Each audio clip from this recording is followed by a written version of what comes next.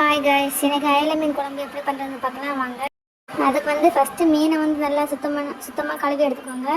அப்புறம் தேங்காய் நான் அரை மூடி தேங்காய் எடுத்துருக்கேன். உங்களுக்கு எவ்வளோ வேணுமோ அவ்வளோ எடுத்துக்கோங்க.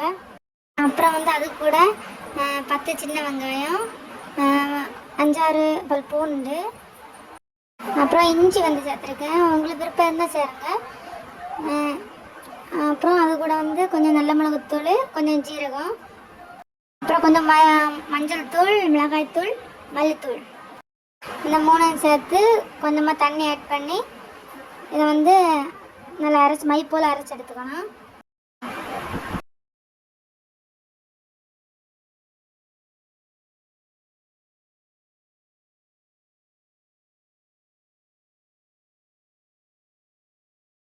அப்புறம் கொஞ்சம் புளி எடுத்து தண்ணியில் ஊற போட்டு தண்ணி எடுத்துக்கணும்.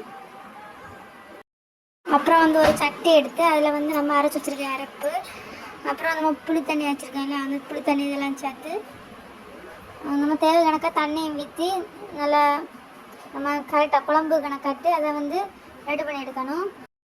அப்புறம் இது கூட நம்ம தக்காளி, முருங்கைக்காய், பச்சை மிளகு, இந்த 3 எது கூட நல்லா தான் இருக்குது. 3 சேர்த்தும் போடலாம். நான் தக்காளி மட்டும்தான் எடுத்திருக்கேன்.